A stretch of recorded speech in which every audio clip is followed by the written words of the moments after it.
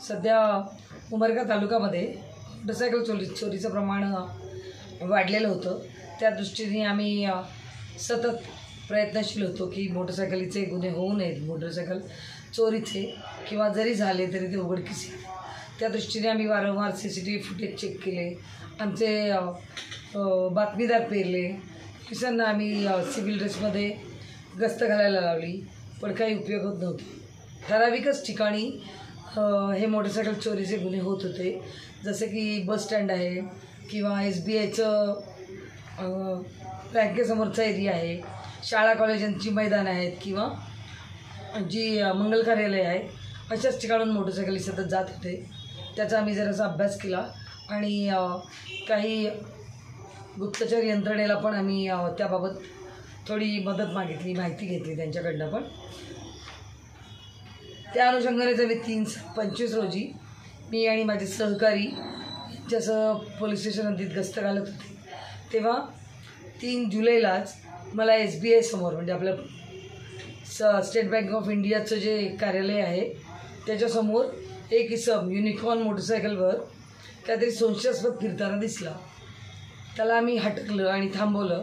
त्यावेळी त्यांनी पळून जाण्याचा प्रयत्न केला। केल्यावर त्याला पाठलाग करून आम्ही पकडला आणि त्याला पकडून विचारलं की कोणाची गाडी आहे, माझीच आहे म्हणून सांगितलं त्यांनी।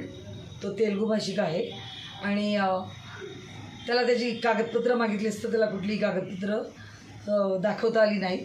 त्याच्यामुळे मग आम्ही ऑनलाईन चेक केलं। तो ऑनलाईन चेक केलं असता ती गाडी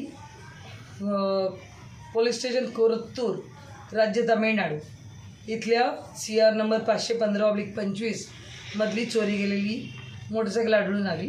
त्यामुळे आमचा संशय पक्का झाला। मग त्याला मी पोलीस स्टेशनला आणलं आणि थोडंसं आमच्या भाषेत विचारल्यावर त्याने आणखी 4 मोटरसायकल, पोलीस स्टेशन उमरगाच्या हद्दीतल्या 3 मोटरसायकली आणि एक निगडी, पोलीस स्टेशन निगडी पुणे हद्दीतली 1 मोटरसायकल, असा 5 मोटरसायकलींचा छडा त्याच्याकडून लागला। तो आहे, नाव आहे कुमार थॉमस अकुला, वय 32 वर्ष। तो राहणार आहे कुपराला थिप्पा, तालुका भोगोली, जिल्हा नेल्लूर, राज्य आंध्र प्रदेश इथला आहे तो। आणि त्याचे साथीदार पण आहेत, पण साथीदारांबद्दल आता आम्ही प्रयत्न केला असता अजून तरी माहिती आम्हाला मिळू शकली नाही। त्याच्याकडनं अधिकची माहिती अशी मिळाली की त्याचं जे गाव आहे, म्हणजे तो जिथून येतो तिथं कमीत कमी 700 तरी लोक असे आहेत की जे बॅग लिफ्टिंगचे गुन्हे किंवा मोटरसायकल चोरीसारखे गुन्हे किंवा चेन स्नॅचिंगसारखे गुन्हे करतात आपल्या राज्यात येऊन, किंवा त्यांच्याकडे आम्हाला नंबर प्लेट्स पण मिळाल्या काही, त्या MP, UP आणि बिहार अशा राज्यांमध्ये पण ते जातात आणि तिकडे पण ते चोऱ्या करतात। महाराष्ट्रातले आम्हाला पुण्याचे, मुंबईचे आणि 1-2 जिल्ह्यांमधले, धुळ्याची अशा नंबर प्लेट मिळालेल्या आहेत। तर ही कामगिरी आम्ही आमच्या पोलीस अधीक्षक मॅडम श्रीमती रितू खोकर, माननीय अपर पोलीस अधीक्षक श्रीमती शफकत आमना मॅडम, तसेच आमचे SDPO सर श्रीयुत सदाशिव शेलार सर यांच्या मार्गदर्शनाखाली केली।